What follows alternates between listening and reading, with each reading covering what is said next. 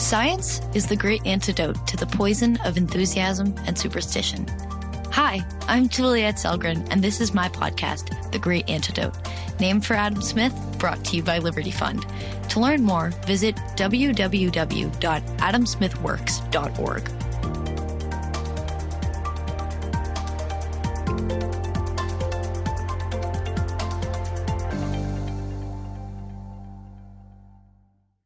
Welcome back. In 2003, James Buchanan, one of the fathers of public choice, wrote, quote, "Public choice may be summarized by the three-word description, quote, politics without romance," end quote. And that's exactly what we're going to be talking about today on May 4th, 2020, or Star Wars Day, or 2020, it's 2022. My head might be somewhere else. Today, I'm really excited to be talking to Randy Simmons about this. He's the director of the Institute of Political Economy at Utah State University and is the author of Beyond Politics.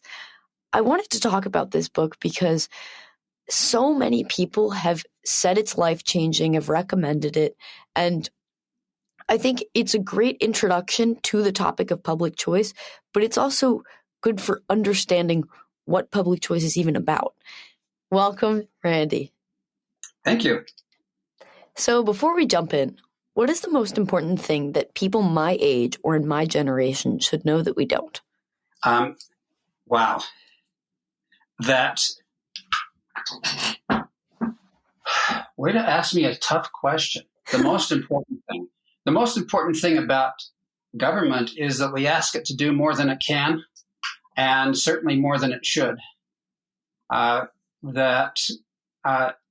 When people say, "Oh, the government should do that," when their view of government is normally sort of like their view of unicorns. They believe that governments can do things they simply cannot. At least they can't do them well. And so, at least from a public choice perspective, that might be the most important thing. Here's another way to say it: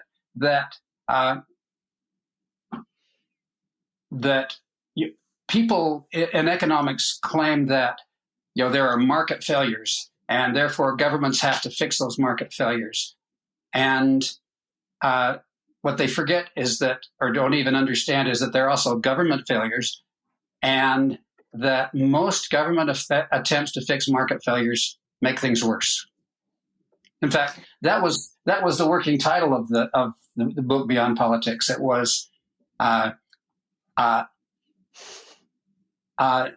the limits of, let's see, what was it? Anyway, the subtitle was On Making Things Worse. Oh, that's funny. That would have been good. But speaking of, why is it called Beyond Politics? What exactly is Beyond Politics?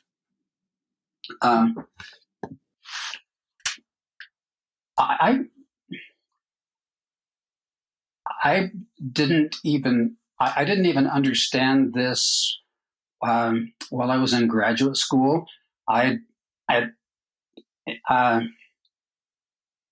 It suddenly came to me that that most of what we ask governments to do, governments are simply unable to do.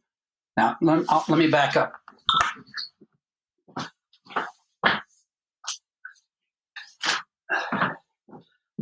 I spent 10 years in city government, 6 years as a member of the city council, and 4 years as mayor.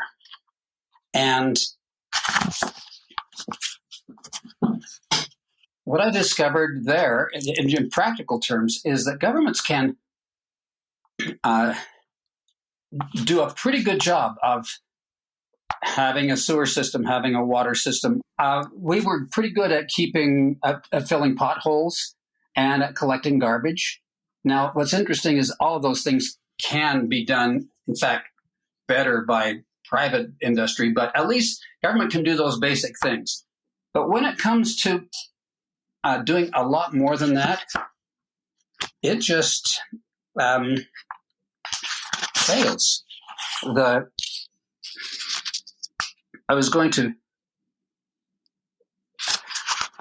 Oh, here's when Ronald Coase was he was the editor of the Journal of Law and Economics for forever, and Ronald Coase was a Nobel Prize winner. He said, what we discover is that most regulation does produce or has produced in recent times a worse result.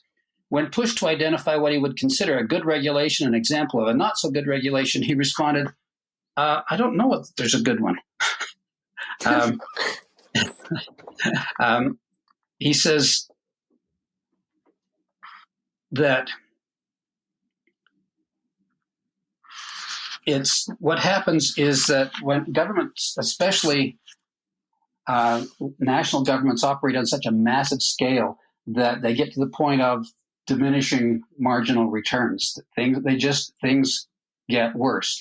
And by the way, that doesn't mean that I think that local governments are really necessarily great either. I ended my time as after 10 years in city government, being a serious proponent of federalism because I want a state government restricting things that local governments can do. I want a national government restricting things that state governments and local governments can do, because once people are elected, they somehow become smarter than anyone around them. It just magically happens, like the next day. And they believe they know how to run things, even though they don't.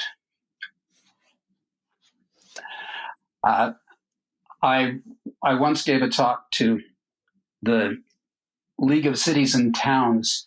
I called it this tells you how long ago it was. I call it the Yellow Pages test. There used to be phone books, Juliet. There were phone books. And in the back of the phone books were the Yellow Pages, which is where everybody all the businesses listed their businesses. And what I said was, if you can find a service in the Yellow Pages, then government should not be doing it, because the folks in the Yellow Pages can do it more efficiently. Today, you would just Google it and say, okay, who do I get to fix this pothole? But in the old days, like 20 years ago, there were Yellow Pages. So I've just heard Beyond Politics described so many times as the best available primer on public choice.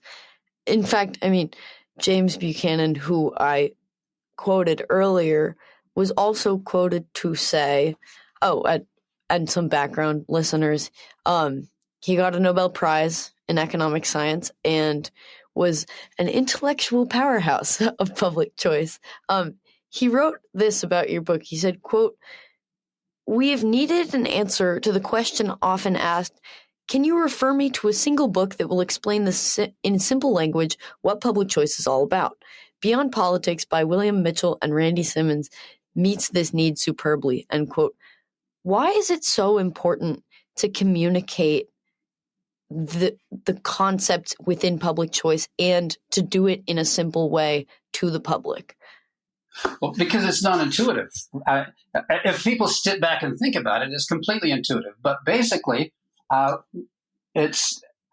we have, in many ways, a romantic vision of government. We believe governments can do good things. We believe that governments ought to do good things, and maybe they should. But the next question is, can they in fact do them? And so it's useful to explain in very simple terms that when people go from the supermarket to the voting booth, they are still the same people, and they're still going to be motivated out of their own interests as opposed to others' interests. When someone's elected to office, what drives them? Primarily, what drives them is getting reelected. If you're in the House of Representatives in the United States, for example, the day after the election, you start your reelection campaign. And the calculus for deciding on how to vote is often a calculus. Is this going to win me? If I'm going to vote this way on this policy, is this going to win me votes in my district, or is it going to lose me votes? And if once we realize that that politicians and voters and bureaucrats and interest groups are actively involved in the game of politics, pursuing their own interests, then we understand that the public interest is not served very well, and often only by happenstance. But we think when somebody goes into politics, they do it for a noble cause, a noble purpose, and many do. But the problem is that the vote calculus soon dominates their thinking. So, well, I was just going to say, what are the main ways that we, and even economists, romanticize politics? I mean, obviously, we think they should be doing these things, but are there any examples of the main ways where we fail to see the reality? We believe that markets are going to fail to make people better off, that they'll only make some people better off and other people worse off. I think in those terms, probably the worst thing that is generally believed is that markets are a zero-sum game, or a sometimes negative sum, that everything that I win in a market, I steal from you. When markets aren't that way at all. In order for me to make myself better off, I have to offer you something that's going to make you better off. So trade is win-win as opposed to win-lose, but we believe that it's win-lose, and that's why people get so upset that some people make a lot of money. It's the envy that drives them is because they believe those people gained their money unethically, and that we should therefore take it away from them without ever thinking, well, what are the incentives we're going to create when we take things away? So it's that sort of viewing markets as win-lose as opposed to win-win is, I think, the biggest thing. And I mean, so that's a lot of the time what people refer to as like a market failure, and you think there's a market failure, you think the market will fail, and so then you want government to intervene. And you mentioned it before, but government does fail. It happens. And I mean, often when they go to fix a quote unquote market failure, whether or not it really is something that should be pursued or not, it fails worse. What are the main factors that are overlooked by the majority of people that would explain why government fails? Well, the first thing is that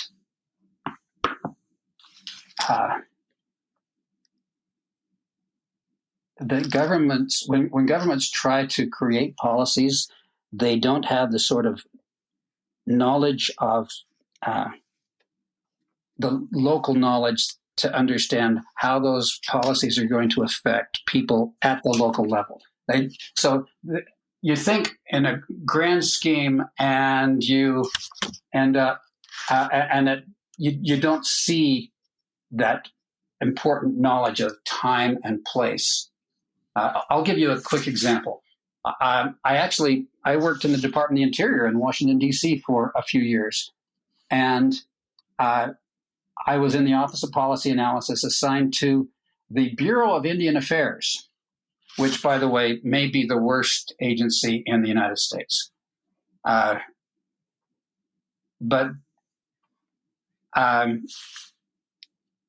I was assigned to them. They were talking about what to do about scholarships for students to go to college. And here were the rules. You didn't have to have a minimum high school GPA. You didn't have a set time. You could go to school for 2, 4, 6, 8, 10, 12, 14 years and still get the scholarship. You didn't have to maintain a minimum GPA. And you didn't have to take a minimum number of hours. And if you dropped out during the semester, the tuition refund came to you, not back to the Bureau of Indian Affairs. Think about all of the bad incentives that are there. And so I suggested that they look at what the Navajo Nation does with its scholarships. You have to have a 2.0 high school GPA. you can only have the scholarship for 6 years. You have to maintain a 2.0 GPA while you're in college, and you have to take, I think it's either 10 or 12 credit hours each semester. And the folks at the Bureau of Indian Affairs thought, well, this is great. Let's do what the Navajos do. So sounded wonderful to me. I come back to my university, and I'm teaching in my first. Actually, we were on quarters then, not semesters. But my first quarter back, I get a kid in my class who's off of the Ute reservation, and the education he got from the Bureau of Indian Affairs was terrible, absolutely terrible. And this is a kid who was smart, motivated. He wanted to do good things in his life, and he simply could not carry more than 6 or 8 credit hours.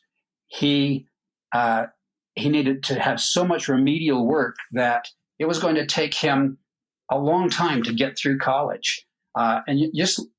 So I think I've done a great thing as a bureaucrat, and I come back and I discovered that I've ruined this kid's life because he cannot get through college under the rules that I got the Bureau of Indian Affairs to impose. We just don't have that sort of local knowledge that's necessary when creating policies. And the other thing that happens is that policies aren't created in a vacuum. We don't just sit back and think, oh, what's the right thing to do? You've got all kinds of interest groups wanting to have their ideas pushed or their industries benefited. And those things get written into law. I have another example of that. My son was the assistant secretary in the Department of Energy for energy efficiency and renewable energy. And he called me to tell me about what had happened to his agency's budget in one of the budget rounds.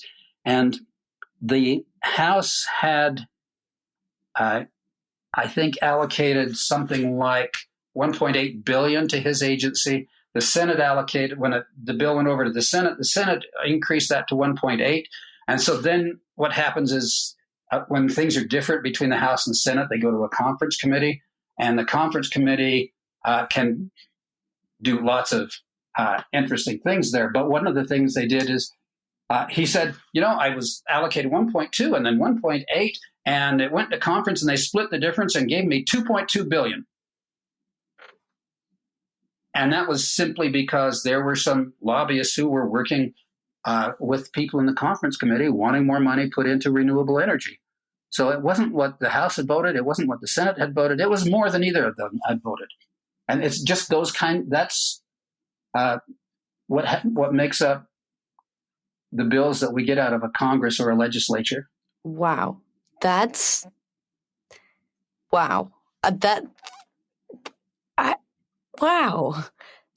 I just can't even wrap my head around how that's possible and why we let that sort of thing fly. But I think most people don't even know because it's kind of out of reach. But wow, that is some overreach right there. Those are great examples. I was going to ask for some examples, but there we go. Wow. That is so fascinating. So, okay, kind of a little off topic. Is there any other, obviously the picture you've painted of where you worked in DC it's not a pretty picture, but why else do you think it's the worst? Oh, the Bureau of Indian Affairs? Yeah. It's the worst because they treat Native American tribes as children. They create rules that are based in some strange ideology sometimes, or some belief about how Native Americans lived, and as if there is this one group called Native Americans. These are all people from very different tribes and histories, and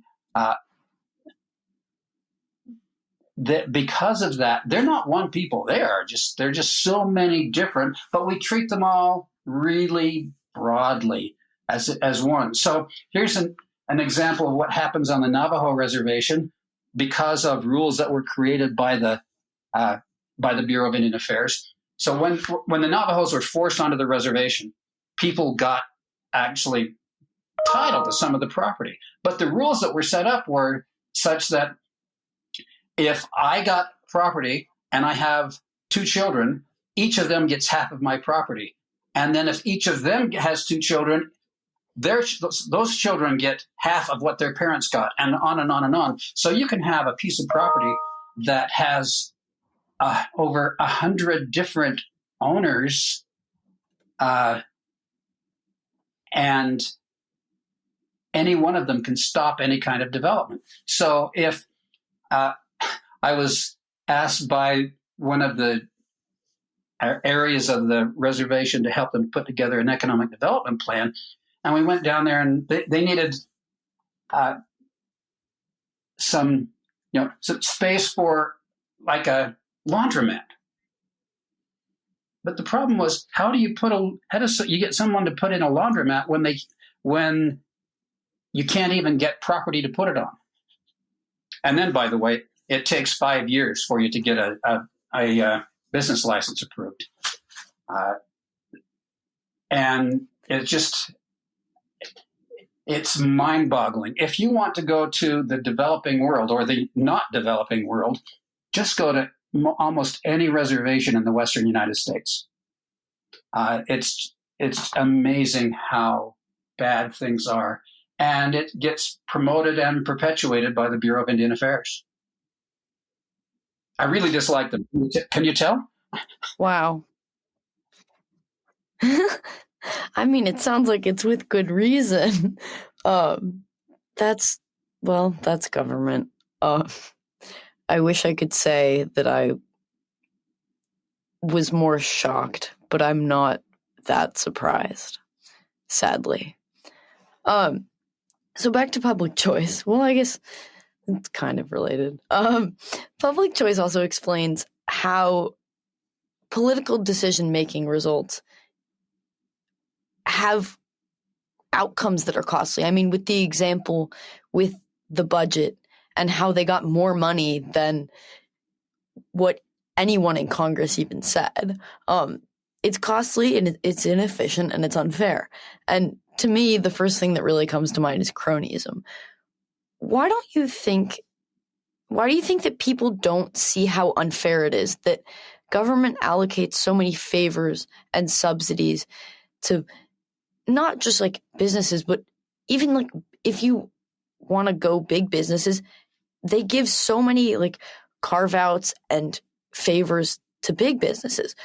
Why don't people that think or see that that's unfair? And then when they do, why do they blame businesses instead of blaming the government? Well, one reason is that, all of us are living our lives, and we only know of particular benefits from government if we get them. We don't know about ones that other people get. Did you know that you pay more than twice and sometimes 4 times the world price for sugar? What? I did not know that. No, you didn't know that.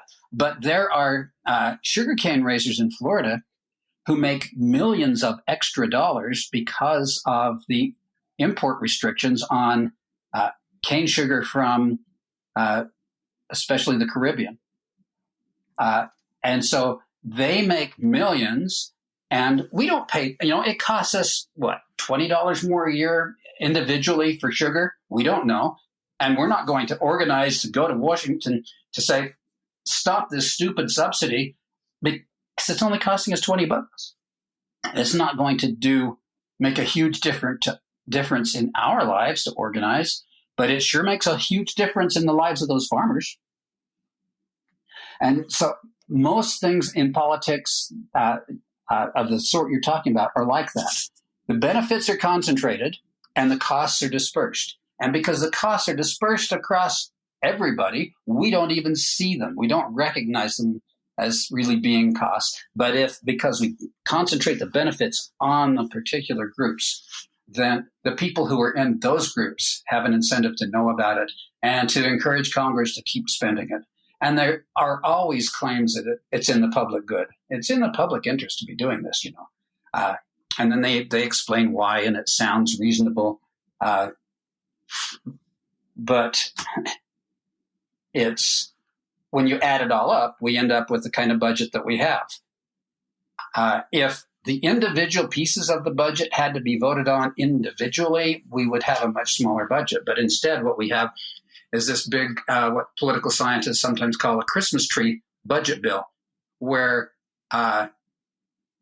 you have the bare bones, and then everybody gets to hang their own ornaments on the tree in order to get other people to vote for. So I'll vote for your ornament if you'll vote for mine. That is, if I'll vote for this benefit in your district if you vote for the benefit in my district. And so all of this trading of votes across these different kinds of issues ends up with Christmas tree bills, or we also call it pork barrel politics.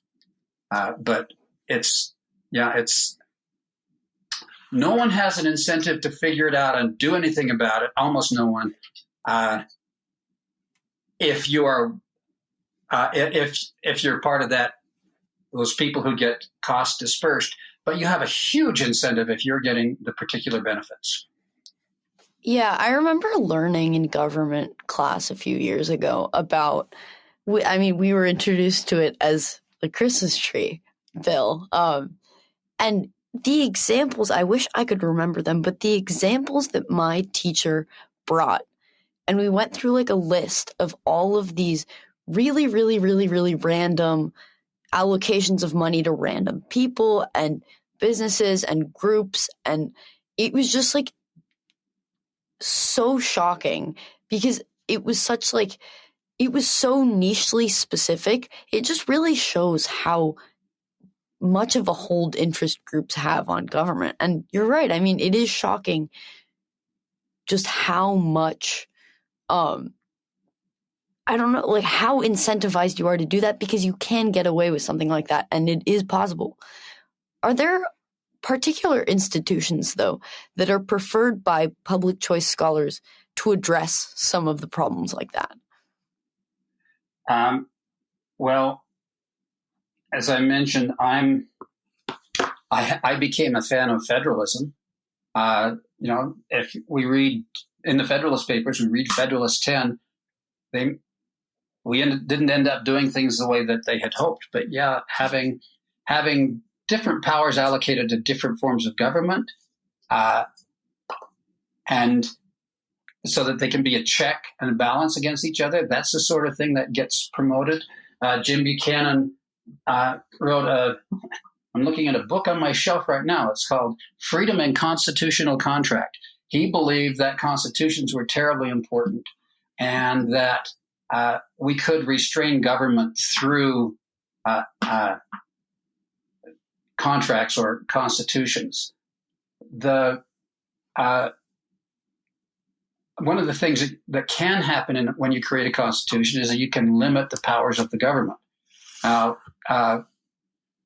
We have done, in some areas, done fairly well at that in the United States. In other areas, not so much. But everybody's there's a continual pressure to expand the power and scope and reach of government, and very little momentum to restrict it.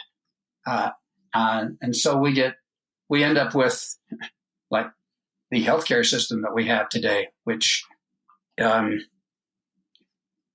is fully messed up, but not as messed up as it could be. And not as messed up as, say, the Canadian system or the English system.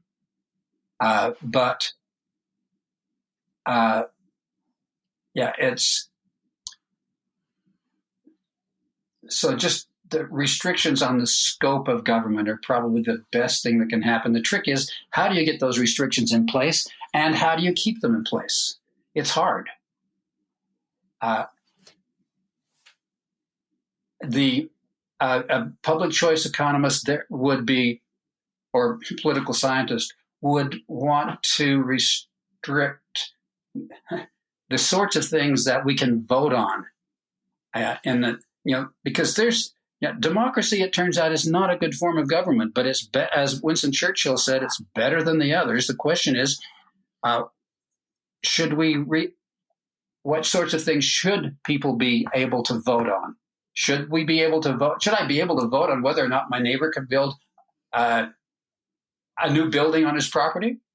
Should I be able to vote on where roads go? Sound like reasonable things possibly, but that sort of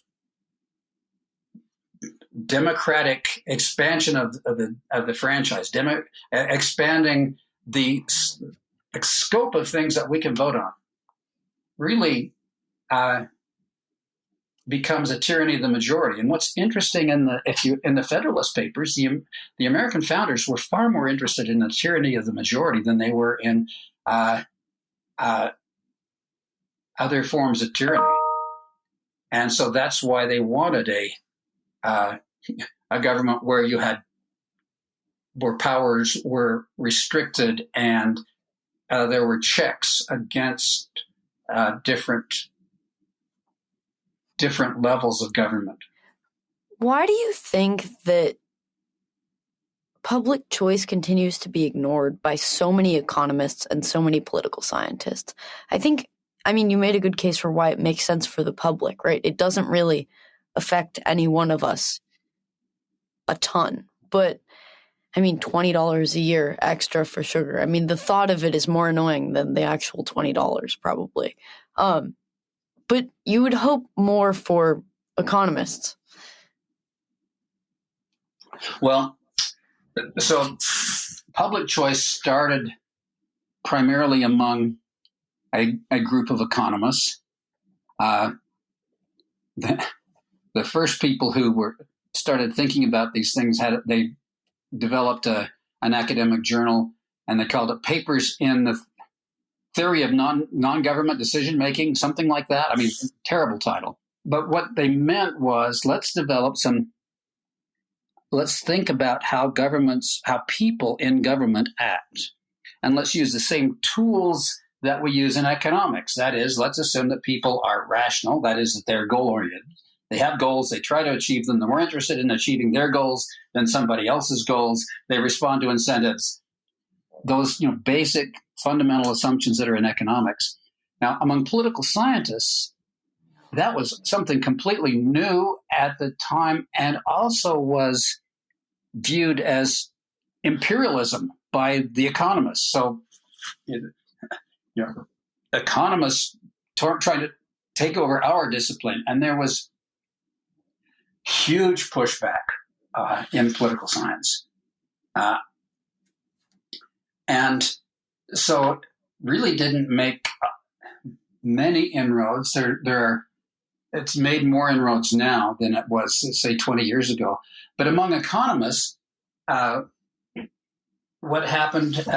was going on at the same time is that economists they had physics envy.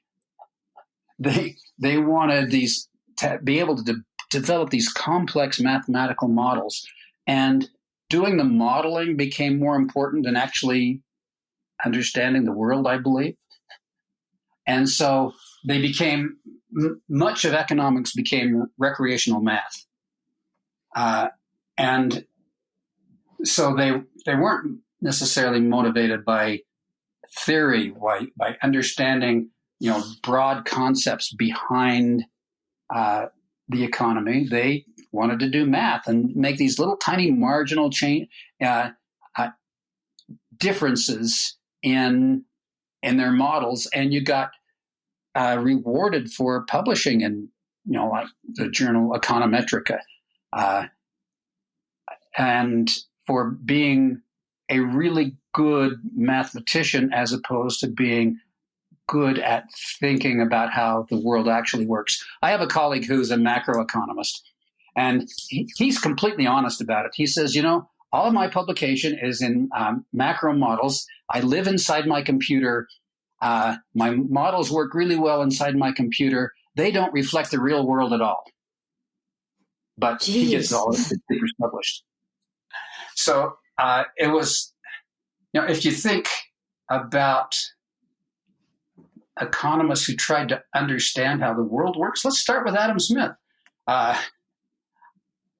And I mean, and we can go clear back to Plato and Aristotle as people who are trying to figure out how people interact, how people actually live together, which is what economists should be trying to do. That's what Adam Smith was trying to do. But so there's this whole, but that sort of vision of economics sort of fell out of favor as the mathematicians took over. I don't know that that's a correct answer to your question. It's the answer that makes sense to me. I think that's a good answer. What is the most surprising thing that you learned from public choice? Wow. That good intentions are not enough. That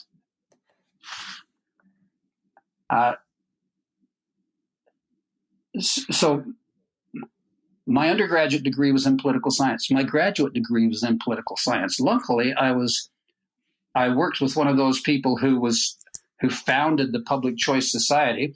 There were like 3 political scientists, and the rest were all economists.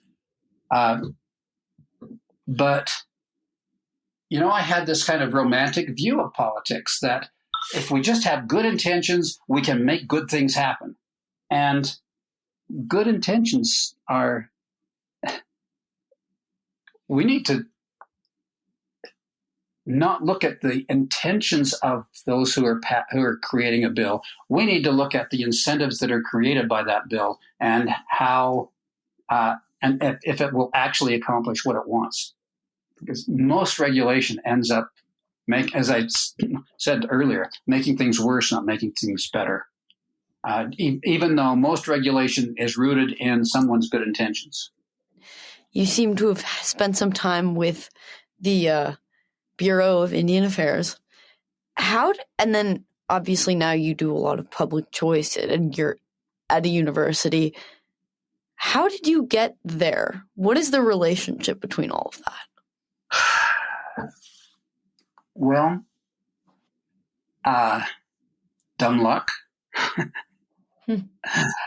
So much of life is serendipity. It's just the people you meet along the way, and the opportunities that they create for you. So I had the person who was the director of the Office of Policy Analysis and Interior was an academic friend who I'd met at a couple of conferences, and he called me and said, "Hey, I'd like some help in DC. How'd you like to come and spend a few years?" Well, of course, yes. It was like getting a second PhD in terms of the education I got out of it.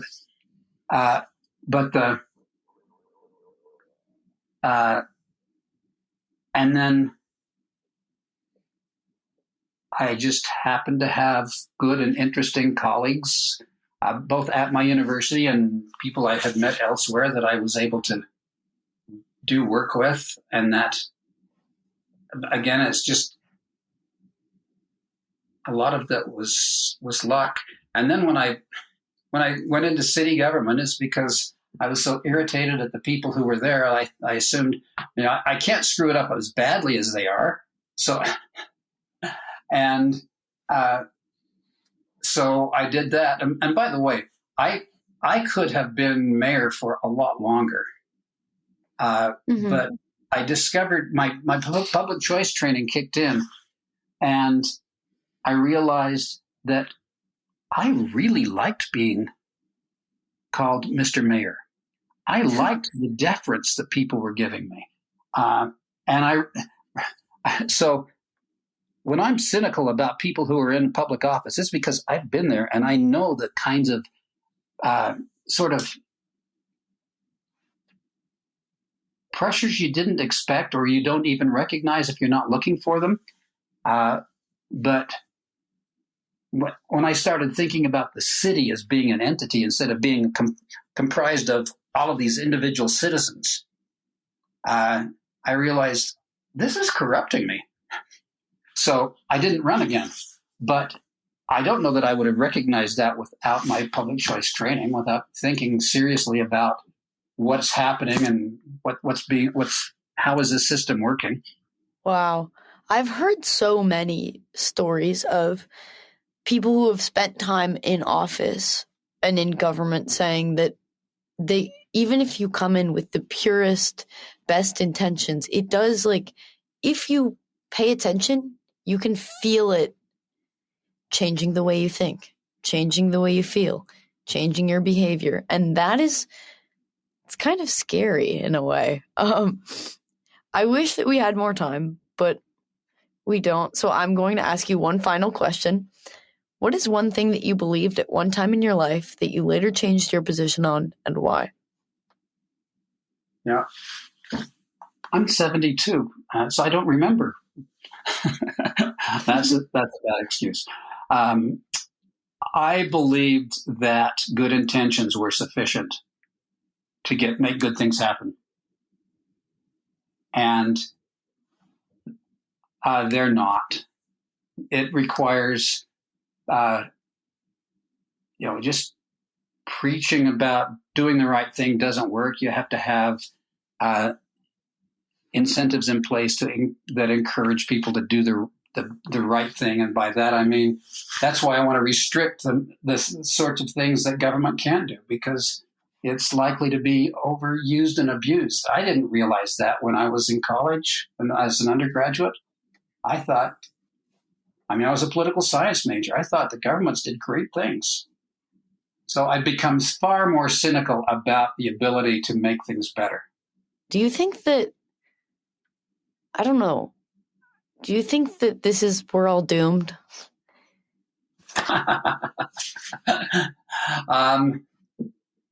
I hope not.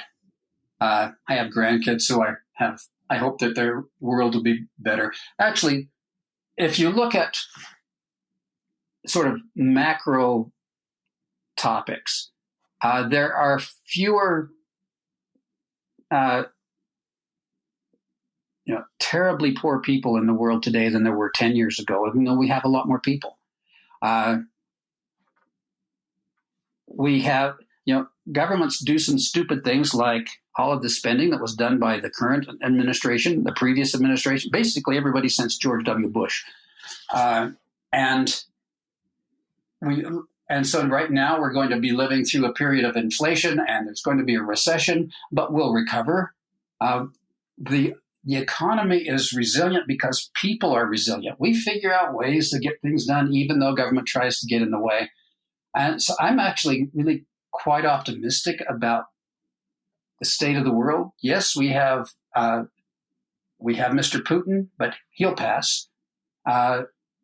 We have China going backwards instead of forwards the way they have for the last 30 or 40 years.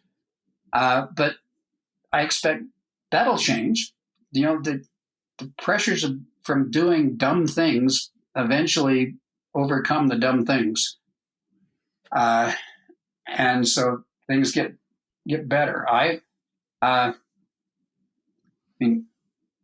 had always thought that free speech was something that would be always respected in the United States. It's not now, but I believe it'll get better. I'm optimistic about people and our ability to work around, improve, and go about living our lives. And so, yeah, I'm cynical about what government does, but I'm not cynical about people.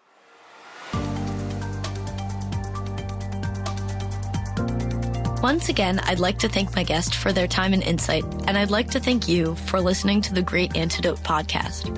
The Great Antidote is sound engineered by Rich Goyette. If you have any questions, any guests, or topic recommendations, please feel free to reach out to me at thegreatantidote@gmail.com. Thank you.